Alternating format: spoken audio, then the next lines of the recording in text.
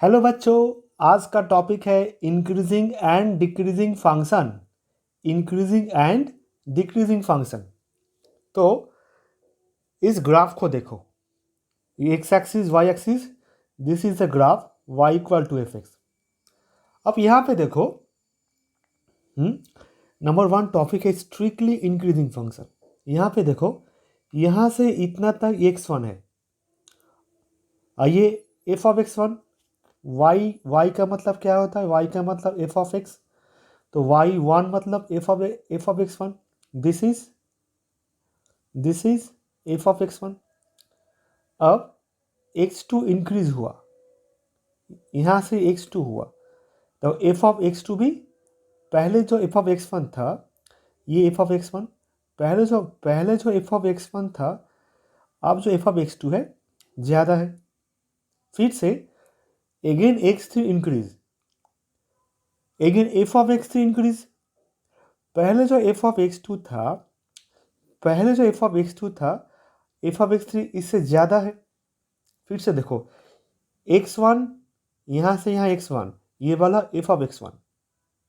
Next यहाँ से यहाँ एक्स टू इंक्रीज हुआ, एफ ऑफ एक्स टू भी इंक्रीज हुआ। मतलब एफ ऑफ एक्स वन जो पहले लेंथ था, this is vertical length, F of x two F of x one से ज़्यादा हुआ।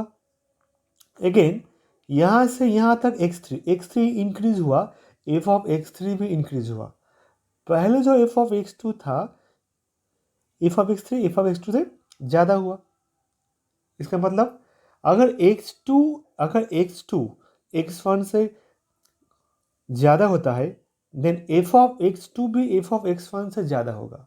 सिमिलरली अगर एक्स थ्री एक्स टू से बड़ा है, तो यहाँ से imply f of x three भी एफ ऑफ एक्स टू से बड़ा होगा। इसका मतलब क्या हुआ? A function f x is said to be strictly increasing function. Why strictly? Only there is a sign greater than not equal to on the open interval a b. इसको ये वाला be on the open interval a b, if अगर x two x one से बड़ा होता है, imply f of x two भी F of x one से बड़ा होगा for all x one x two belongs to open interval a b. तो स्ट्रिक्टली इंक्रीजिंग का बेसिक कंसेप्शन क्या हुआ?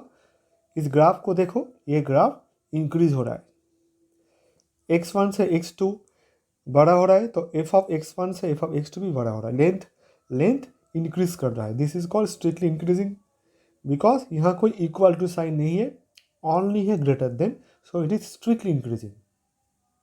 देखो, एफ ऑफ एक्स थ्री तो एफ ऑफ एक्स टू से बड़ा है, strictly not equal to. Okay, अच्छा इस ग्राफ को फिर से ड्रॉ करते हैं, y equal to F x. अब देखो, ये जो इंक्रीजिंग ग्राफ है, कोई भी पॉइंट पे एक टेंजेंट ड्रॉ करो। ओके, देखो ये टेंजेंट एक्स एक्सिस के साथ जो एंगल किया है थीटा, ये एंगल ऑब्वियसली 0 से 90 डिग्री के भीतर है। ठीक है, एक काम करो, और एक पॉइंट में टेंजेंट ड्रॉ करो, ये दिस इज थीटा। यहाँ पे भी देखो, थीटा 0 से 90 डिग्री से के अंदर है। मतलब जो ग्राफ इंक्रीजिंग होगा, उसका टेंजेंट एक्स एक्सिस के साथ जो एंगल करेगा, ये एंगल ऑलवेज 0 से 90 डिग्री के भीतर होगा, 0 से 90 डिग्री से भीतर होगा। मतलब फर्स्ट क्वाड्रेंट ऑल साइन, ये फर्स्ट क्वाड्रेंट क्या है? 0 से 90 डिग्री। यहाँ ऑल त्रिकोणमितिक फंक्शन पॉजिटिव होता है, टैन भी होगा पॉजिटिव। अब देखो, स्लोप मतलब क्या है? Tan theta. अगेन स्लोप मतलब डी बाई डी एक्स। तो here tan theta positive strictly greater than 0, because theta always 0 से 90 डिग्री के अंदर है, इसलिए tan theta greater than 0। That is why d by d x भी strictly greater than 0। That is why this function is called strictly increasing function. Strictly increasing, वो equal to नहीं है। फिर से देखो, याद रखना, इंक्रीजिंग फंक्शन का ग्राफ का कोई भी पॉइंट में अगर तुम टेंजेंट ड्रॉ करते हो, ये टेंजेंट जो एंगल किया है एक्स एक्सिस के साथ, ये एंगल ऑलवेज 0 से 90 डिग्री का अंदर रहेगा, 90 से ज़्यादा नहीं होगा। This is the basic conception of strictly increasing function और increasing function. Strictly increasing function, okay, 0 से 90 डिग्री के भीतर रहेगा, ओके। अब slope equal to tan theta always positive in first quadrant, that is why dy dx भी positive हुआ, okay बच्चों। अब देखो, सो इंक्रीजिंग फंक्शन क्या है? स्ट्रिक्टली इंक्रीजिंग आया समझ में, तो इंक्रीजिंग फंक्शन क्या होता है? इस ग्राफ को फिर से ड्रॉ करो। देखो, ये जो ग्राफ में ड्रॉ किए हैं, यहाँ से यहाँ तक ये वाला पोर्शन पैरेलल है, एक्स एक्सिस के साथ पैरेलल है।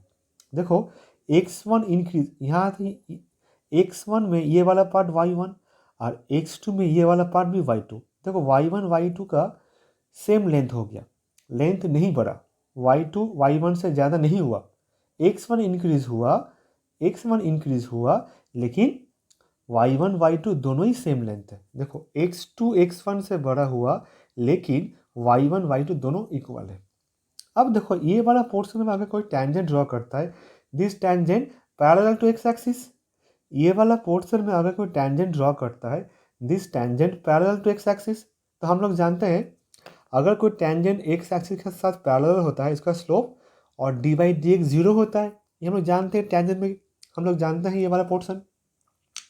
अगर टेंजेंट एक्स एक्सिस के साथ पैरेलल होता है तो dy dx 0 होगा, तो समझे? तो अब देखो, ये ग्राफ में ये वाला पोर्शन में dy dx 0 हुआ, लेकिन अगर ये x3 पॉइंट है, ये y3 होगा। एक ही ग्राफ में ये x3 पॉइंट, ये y3 लेंथ, y3 y2 से बड़ा हुआ।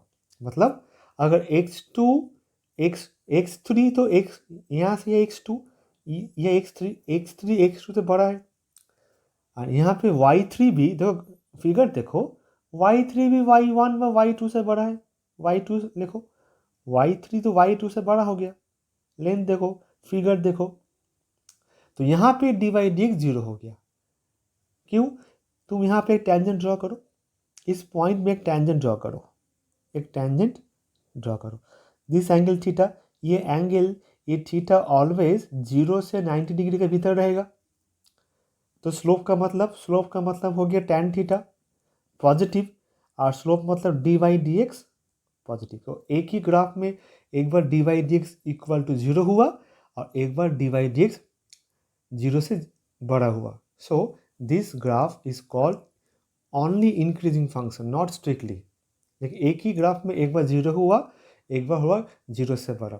अगर कोई ग्राफ में हर एक पॉइंट में 0 से बड़ा होता है, देन इस this function is called strictly increasing function. लेकिन अगर कोई ग्राफ में एक जगह पे dy dx 0 हुआ, दूसरा जगह पे dy dx 0 से बड़ा हुआ, then y equal to fx is increasing function if dy dx greater than equal to 0 for all x। तो इंक्रीजिंग फंक्शन और स्ट्रिक्टली इंक्रीजिंग फंक्शन का डिफरेंस समझे बच्चों? ठीक है, कमेंट करना, तो इंक्रीजिंग फंक्शन और स्ट्रिक्टली इंक्रीजिंग फंक्शन का डिफरेंस समझे या नहीं। अब चले आओ स्ट्रिक्टली डिक्रीजिंग फंक्शन। डिक्रीजिंग, तो पहले ग्राफ देखो, ये ग्राफ यहाँ से ड्रॉ किए, ये x1 पॉइंट है, तो x1 यहाँ से या x1 पॉइंट, ये वाला पोर्शन क्या है? ये वाला पोर्शन है y1 का मतलब f ऑफ x1, ये वाला पोर्शन है y1। अब x2 इंक्रीज हुआ, तो x2 इंक्रीज हुआ, लेकिन y2 का लेंथ छोटा हो गया, y2 का लेंथ छोटा हो गया। ये y1 देखो कितना बड़ा लेंथ, y2 छोटा हो गया। x2 इंक्रीज हुआ, x2 x1 से बड़ा हुआ, लेकिन y2 y1 से छोटा हुआ। सो x2 x1 से बड़ा हुआ imply y2 less than y1 हुआ, that is f of x2 less than f of x1 हुआ for all x1 x2। Then fx is strictly decreasing on open interval a b. इसको a लिखो, इसको B लिखो। ये interval के अंदर fx strictly decreasing function, okay. कब होगा? इफ x2 x1 से बड़ा, x2 वाला पोर्शन x1 से बड़ा हुआ, लेकिन y2 मतलब f of x2 f of x1 by y1 से छोटा होगा, then fx is called strictly decreasing function. Okay बच्चों, अगर इसी ग्राफ को फिर से ड्रॉ करते हैं स्लोप से समझो। देखो ये वाला एक पॉइंट P लो, ये P पॉइंट में एक स्लोप, एक टेंजेंट ड्रॉ करो। This tangent makes an angle theta. ये एंगल ऑलवेज 90 से बड़ा होगा एंड 180 डिग्री से छोटा होगा। ये वाला एंगल ऑलवेज 90 डिग्री से बड़ा होगा एंड 180 डिग्री से छोटा होगा। This is second quadrant. All sine देखो, first quadrant all trigonometric function positive, second quadrant में सिर्फ साइन और कोसेक पॉजिटिव, टैन नेगेटिव होता है। सेकंड क्वाड्रेंट में टैन नेगेटिव होता है। अब देखो स्लोप मतलब टैन थीटा, सेकंड क्वाड्रेंट में, why second quadrant because theta का value always decreasing function graph में, इसका एंगल का वैल्यू, टेंजेंट का एंगल का वैल्यू ऑलवेज 90 से बड़ा होगा, 180 से छोटा होगा। सेकंड क्वाड्रेंट मतलब टैन थीटा नेगेटिव होगा। अगर टैन थीटा नेगेटिव होता है तो स्लोप का मतलब डी वाई डी एक्स, तो डी वाई डी एक्स भी नेगेटिव होगा। अगर टैन थीटा सेकंड क्वाड्रेंट में नेगेटिव होता है तो स्लोप का मतलब डी वाई डी एक्स भी होता है, तो डी वाई डी एक्स भी नेगेटिव हुआ, स्ट्रिक्टली लेस देन जीरो। तो डिक्रीजिंग फंक्शन हम यहाँ टेंजेंट ड्रॉ करके स्लोप से समझाए कंसेप्शन, और यहाँ पे x1 और y1 लेंथ से समझाए। दोनों कंसेप्शन जानना जरूरी है, ठीक है। तो फिर से बोलता हूँ, डिक्रीजिंग फॉर ग्राफ में देखो, ये जो टेंजेंट ड्रॉ किए, ये जो एंगल हुआ ऑन द एक्स एक्सिस, ये एंगल का वैल्यू ऑलवेज 90 से बड़ा होगा, 180 से छोटा होगा। मतलब सेकेंड क्वाड्रेंट में टैन थीटा नेगेटिव होता है, slope equal to tan theta negative, and slope मतलब d y d x negative, strictly decreasing, ठीक है। इक्वल टू कब होगा? पिछले वाला ग्राफ की तरह ही देखो, एक पोर्शन तो आएगा, यहाँ पे एक पोर्शन आएगा जहाँ पे tangent parallel to x axis होगा, जहाँ पे tangent parallel to x axis होगा, तब d y d x equal to zero होगा। बिकॉज जब टेंजेंट एक्स एक्सिस के साथ पैरेलल होता है तो हम लोग जानते हैं d y d x equal to zero होता है, हाँ। और इसी ग्राफ में ये वाला पोर्शन देखो, ये वाला पोर्शन में ये थीटा का वैल्यू 90 से 180 डिग्री के भीतर रहेगा, तो यहाँ पे d y d x negative होगा। तो एक ही ग्राफ में एक बार इक्वल टू जीरो हो रहा है और एक बार लेस देन जीरो हो रहा है, तब हम लोग बोलूँगा this function is not strictly only decreasing function, ठीक है, ओनली डिक्रीजिंग फंक्शन। ओके बच्चों, अब प्रॉब्लम स्टार्ट करते हैं। तो आज का फर्स्ट प्रॉब्लम देखो, नंबर 1, ओनली कंसेप्शन समझो। एक फंक्शन गिवन है f x equal to 2x plus 3। अगर तुम इसको ग्राफ से समझो तो ग्राफ ड्रॉ करो। एक जब जीरो होता है y कितना होगा? एक जीरो होगा तो y कितना होगा? 3 होगा। एक जब 1 होगा y 5 होगा। एक जब 2 होगा y 7 होगा। तो एक ग्राफ, ये एक स्ट्रेट लाइन होगा। ओके, ये हो गया theta angle. This angle always 0 से 90 डिग्री के भीतर रहेगा, फर्स्ट क्वाड्रेंट होगा। तो स्लोप हो गया tan थीटा पॉजिटिव, मतलब d y d x positive. अगर विदाउट ग्राफ से मैथ करोगे तो ऐसे करना पड़ेगा, एफ एक्स को y पकड़ो, y equal to 2x plus 3। अब डी वाई डी एक्स करो, मतलब derivative both side with respect to x करो, कि क्या होगा? D y d x equal to 2 positive हुआ। So f x is strictly increasing function. Okay, next देखो problem, f x equal to 3 minus 7x। F x को y पकड़ो, y equal to 3 minus 7x, d y d x करो, 3 जीरो हो गया, यहाँ से -7 लेस देन जीरो। तो here f x is strictly decreasing. और इसी मैथ को अगर तुम ग्राफ ड्रॉ करते हो, जब x इक्वल टू 0 y कितना होगा? y 3 होगा। देखो, एक जब 0 y 3, एक जब 1 y -4। तो ये देखो, x1 ये 3, तो ये एक पॉइंट होगा 0 3, और ये एक पॉइंट समझो, ये नीचे वाला पॉइंट होगा, ये एक point 1 -4। This is the straight line, ये दिस इज द एंगल। ये एंगल देखो, ये वाला एंगल ऑलवेज 90 से 180 के भीतर होगा, 90 से 180 के भीतर। सेकंड क्वाड्रेंट में tan थीटा नेगेटिव होता है, tan थीटा मतलब स्लोप tan थीटा, स्लोप का मतलब dy dx लेस देन 0।